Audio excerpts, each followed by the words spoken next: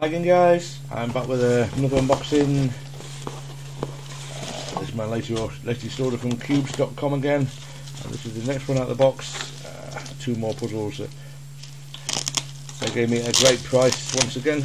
It's always worth contacting these guys. They haven't got these puzzles on the actual website, but if you contact them they will usually find the puzzles you're after and give you a price for them. And yeah, I got these not dirt cheap or anything, but probably about $4 or $5, and I could find them anywhere else, cheaper than I could find anywhere else, so with free shipping as well. That's pretty good. And this package has arrived in about, let's see, 8 days. Yeah, 8 days this package has arrived in, so it's yeah, you can't ask for any better than that when it's free shipping and everything. So yeah, I'm very happy with that. So yeah, here it is. This is the Wormhole 3. If you've seen my recent unboxings, you'll see I've been pretty obsessed with all the mix-up puzzles, and these are the last two in the series that I didn't already have. Now, just in case you're not familiar with the wormholes, let me just get the light a bit on this so you can see that a bit better. You can see that there's kind of white things through the holes, which is the whole wormhole thing. And you might think, well, what's wrong with it? Nothing's happening. The yellow's going with the yellow, the white's going with the white.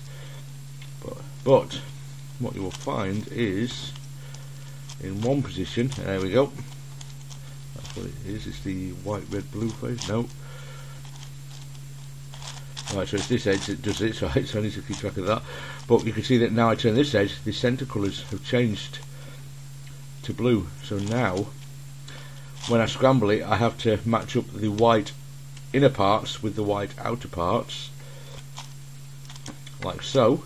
But when it's completely scrambled, they will be all messed up, so that'll be a part of the solve as well.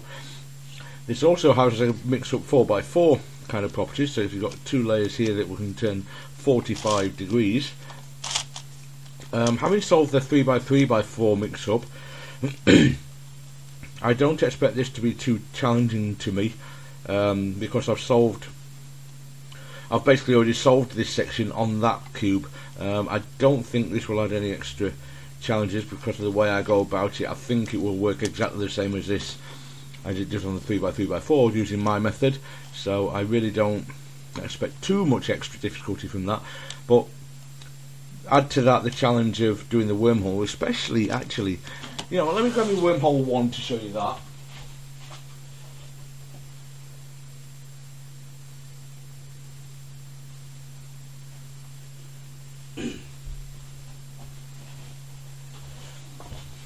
So this is the wormhole 1, and as you can see it looks basically the same on the top here, except the centre's rotated.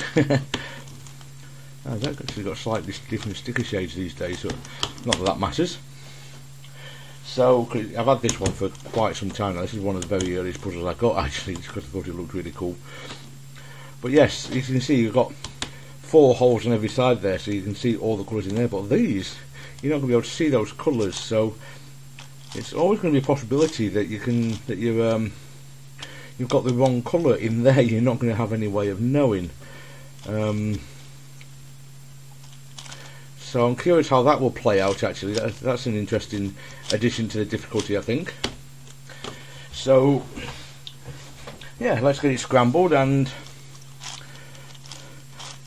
I'll see what this is like. So I'll scramble it. This is a regular 3x3. Actually, no.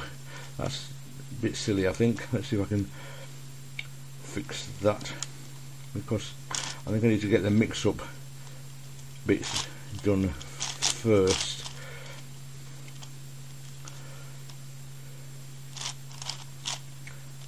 Okay, so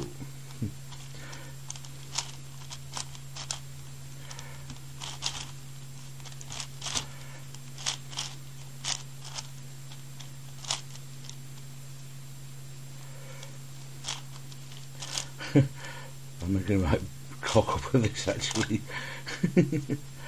Right, what I'm trying to do is get all of those aligned so you can, if you scramble it up too much you can't actually split these lines up, so I really should have done that bit first, but I've got it all lined up against it now, so it's not a problem, so I can get these all these little mix-up pieces scrambled.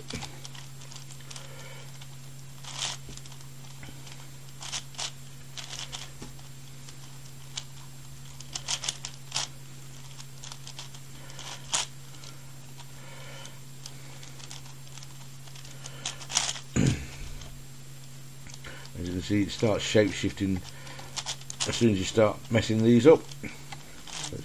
As with all shape shifting puzzles, they always look quite cool when they're in their shape shifted state, I think.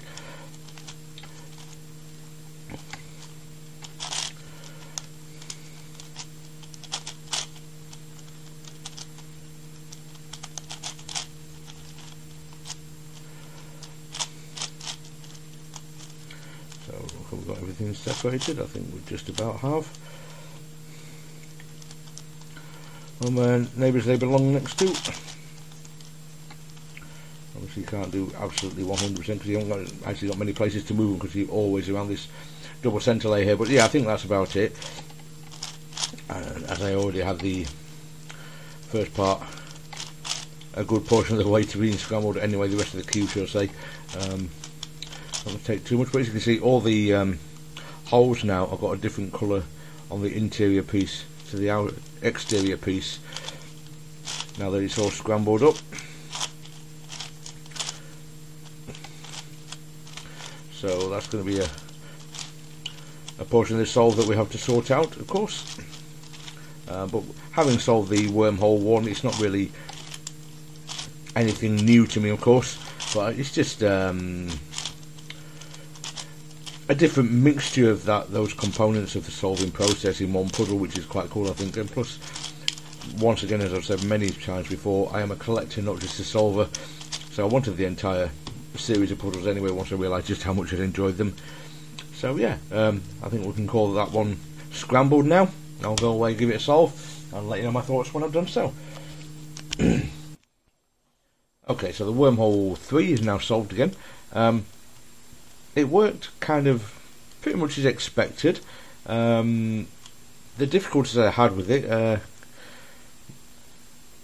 as in a different way to the difficulties I have with, say, the 4x4 mix-up and the other ones in the series that have got these kind of split layers,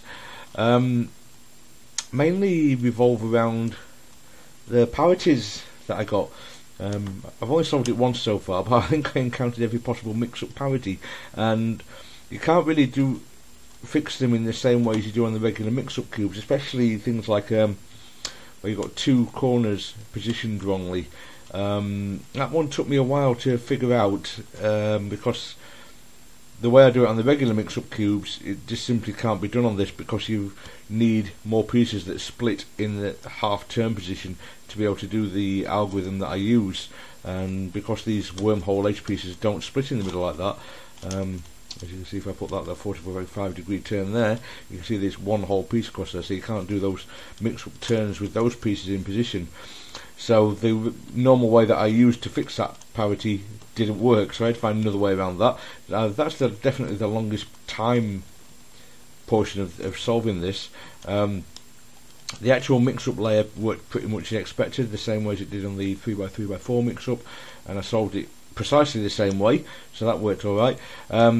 The wormhole interior colours, the ones that are down the bottom of the holes, they're a little bit more difficult to work with, just simply because they are covered by these pieces in the centre layer, so you end up having to put these wormhole pieces in a position where you can actually see the colours inside, whereas see that purple, blue and orange piece in the middle there, I couldn't actually see without putting a hole there to look through, so that one takes a bit more time. But other than that, it works just as you'd expect, but it's quite tricky. It's not an easy puzzle to solve by any means. I found it a little easier because I've solved all the previous puzzles in the series. If I just come straight to this without solving the previous ones, I think I would have had quite a lot of problems, to be perfectly honest. But yeah, having solved all the others, obviously it's like all of the puzzle series where you learn something from those puzzles that you take on to the next more difficult puzzles in the series. But yeah, the quality of it is excellent, the turning is just absolutely superb, same as the rest of the series, and I'm really happy with this one. And yeah, a huge amount of fun to solve, and definitely one that will be solved many times in the future. Okay then guys, that's it for this video. Thanks very much for watching, and I will see you next time. Take care now, bye.